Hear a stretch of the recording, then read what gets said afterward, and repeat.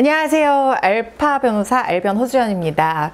오늘은 무슨 얘기를 할 거냐면요. 우리 상담하러 오시는 분들, 특히 이혼 상담하시는 분들 중에 제일 많이 하시는 질문들이 몇 개가 있어요. 근데 그 중에서 나 이혼하고 나서 이혼 소장을 냈는데 지금 같이 사는 집에서 뭐 남편이나 아내랑 계속 같이 살아야 되냐, 정말 어떻게 이혼 소송까지 한 상태에서 같이 살 수가 있냐, 나 진짜 같이 살기 싫다. 그래서 집을 나오고 싶은데 혹시 내가 집을 나왔다가 그게 가출이라든가 뭐 이혼 사유 중에 아기의 유기 뭐 이렇게 판단이 돼서 내가 유책 배우자 되는 거 아니에요? 뭐 그러면은 제가 뭐 더 나중에 위자료 많이 내야 되고 이런 거 아니에요? 이런 질문 하시는 분들 많거든요. 그래서 별거가 곧 유책 사유라든가 아기의 유기에 해당하는지 이 부분에 대해서 얘기를 해보고자 합니다. 여러분, 이혼 사유 중에 아기의 유기라는 게 있어요. 그 아기라고 하니까 우리 실장님이 애기요? 이렇게 얘기하셨는데 그 아기가 아니고요. 악의입니다. 그런데 법률상 선이랑 악의는 우리가 알고 있는 착한 의도, 나쁜 의도 이런 의미가 아니에요.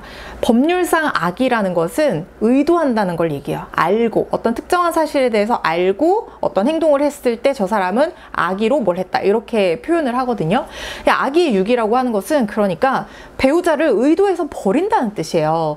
우리 배우자는 동거부양 협조의 의무, 그런 것들이 있잖아요. 배우자로서 이 여러 가지 의무를 다하려면 그런 것들이 있는데 그 동거부양 협조의 의무를 다 저버리는 것이 악의의 유기입니다.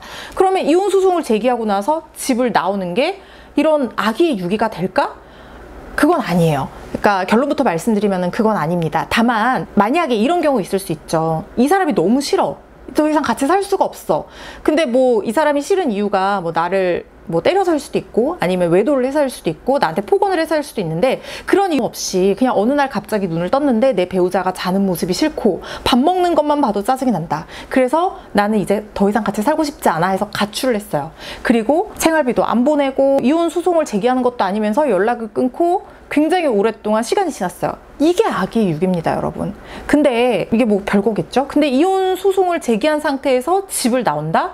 그거는 사실상 악의의 유기라고 보기는 어렵죠. 이거는 별거의 유형일 뿐이지 배우자를 유기했다고 볼 정도에는 이르기 좀 어렵다는 거죠. 그리고 사실상 우리가 이혼소송 제기하고 나서 한 집에 사는 분들도 많지만 이런 식으로 나오시는 분들도 많고요. 그리고 만약에 정말 참을 수 없는 상황이 돼서 별거부터 먼저 한다, 나오고 싶다. 근데 이게 유책성으로 인정받지 않으려면 그럼 어떻게 해야 되겠어요? 나오고 나서 너무 장기간 시간이 지나지 않은 선에서 이혼소송을 제기를 해줘야 되겠죠. 그러면은 이미 파탄난 관계에서 나왔다라는 것이 우리가 어느 정도 의사 표현이 되기 때문에 제가 생각했을 때 그걸로 악의의 유기로 판단을 받지는 않을 것 같다는 생각이 들고요. 그리고 가출했다고 해서 무조건 악의의 유기에 해당하지는 않는다는 점도 아셔야 될 것 같습니다. 그리고 만약에 이런 경우 있을 수 있어요. 나오고 나서 이혼 소송이 제기가 됐는데 남편이 나왔어요. 그런데 아내가 경제적 능력이 하나도 없어서 이 별거를 하고 있는 상황이에요. 그렇다고 하면 생활비도 다 끊고 뭐 이렇게 된다고 하면 이건 좀 문제가 될 수 있습니다. 그래서 이럴 때는 임시로 부양료를 청구하실 수가 있어요.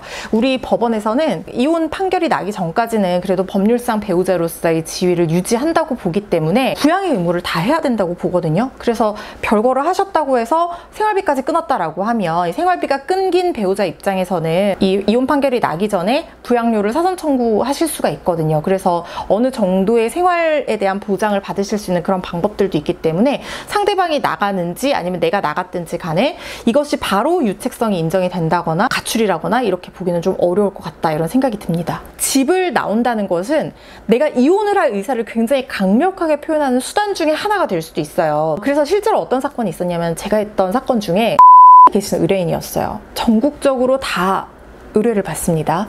얼굴 한번 못 본 그분, 제가 이혼을 시켜드린 분인데요. 이분이 이혼을 하고 싶었던 이유는 이분 직업이 이었는데 아내가 부부 사이에 갈등만 있으면 밤새도록 말을 시킨다는 거예요. 잠을 안 재우고 자기 기분이 해소될 때까지 그거에 대해서 싸워야지 직성이 풀리는 사람이었던 거예요. 그래서 근데 그 말을 할 때 뭐 폭언을 한다든가 폭행을 한다든가 뭐 이 정도는 아니었어요. 근데 이게 과연 이혼 사유가 되는 상황이냐, 뭐 몇 달 그렇게 한다고 해서 몇 번 그렇게 한다고 해서 이게 바로 이혼 사유가 되지는 않거든요. 그래서 이분은 자기가 유책 배우자가 될 각오를 하고 가출을 하고 싶다라고 했습니다. 그래서 나오셨어요. 나와서 생활비는 계속해서 지원을 해주시면서 별거를 했고 그 별거 기간이 상당히 오래됐어요. 그리고 나서 이혼 소장을 넣었죠.